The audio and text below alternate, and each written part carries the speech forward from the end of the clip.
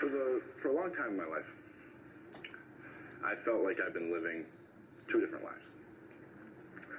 There's the life that everyone sees, and then there's the life that only I see.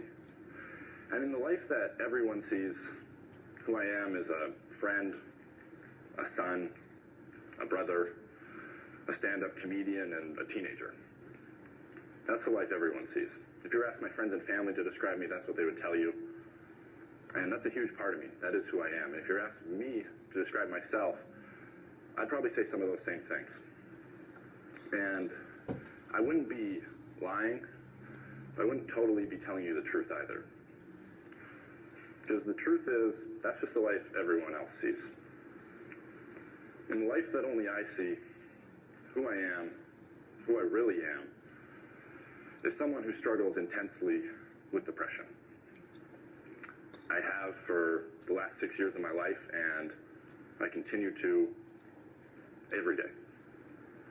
Now, for someone who has never experienced depression or doesn't really know what that means, that might surprise them to hear, because there's a pretty popular misconception that depression is just being sad when something in your life goes wrong.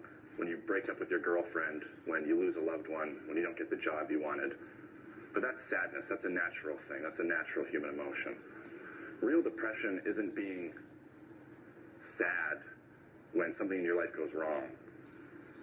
Real depression is being sad when everything in your life is going right. That's real depression, and that's what I suffer from. And to be totally honest, that's hard for me to stand up here and say. It's hard for me to talk about. And it seems to be hard for everyone to talk about it, so much so that no one's talking about it. And no one's talking about depression, but we need to be, because right now it's a massive problem. It's a massive problem. But we don't see it on social media, right? We don't see it on Facebook. We don't see it on Twitter. We don't see it on the news, because it's not happy, it's not fun, it's not light. And so because we don't see it, we don't see the severity of it. But the severity of it, the seriousness of it is this.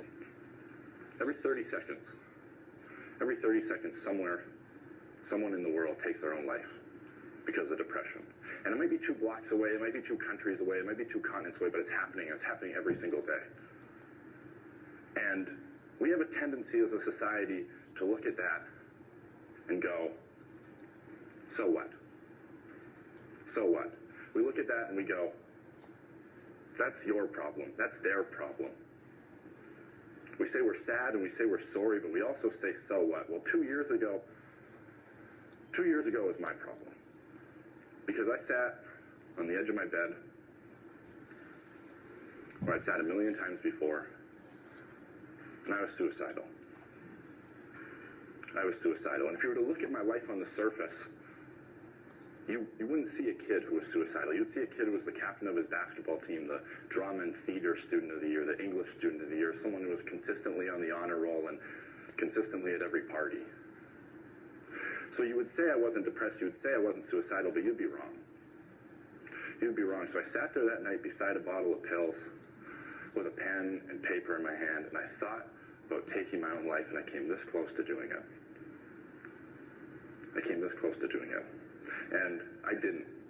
So that makes me one of the lucky ones, one of the people who gets to step out on the ledge and look down but not jump. One of the lucky ones who survives. Well, I survived, and that just leaves me with my story, and my story is this. In 4 simple words, I suffer from depression. I suffer from depression. And for a long time, I think I was living 2 totally different lives, where one person was always afraid of the other. I was afraid that people would see me for who I really was, that I wasn't the perfect, popular kid in high school everyone thought I was, that beneath my smile there was struggle, and beneath my light there was dark, and beneath my big personality just hid even bigger pain.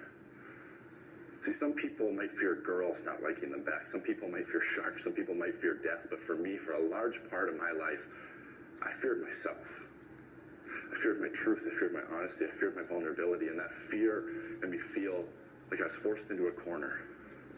I was forced into a corner, and there was only one way out.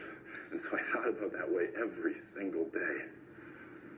I thought about it every single day, and if I'm being totally honest standing here, I've thought about it again since, because that's the sickness. That's the struggle, that's depression, and depression isn't chicken pox. You don't beat it once and it's gone forever. It's something you live with. It's something you live in. It's the roommate you can't kick out. It's the voice you can't ignore. It's the feelings you can't seem to escape. And the scariest part is that after a while, you become numb to it. It becomes normal for you. And what you really fear the most isn't the suffering inside of you. It's the stigma inside of others. It's the shame. It's the embarrassment. It's the disapproving look on a friend's face. It's the whispers in the hallway that you're weak. It's the comments that you're crazy. That's what keeps you from getting help. That's what makes you hold it in and hide it. It's the stigma. So you hold it in and you hide it, and you hold it in and you hide it. And even though it's keeping you in bed every day and it's making your life feel empty no matter how much you try and fill it, you hide it because the stigma in our society around depression is very real. It's very real. And if you think that it isn't, ask yourself this. Would you rather make your next Facebook status say you're having a tough time getting out of bed because you hurt your back?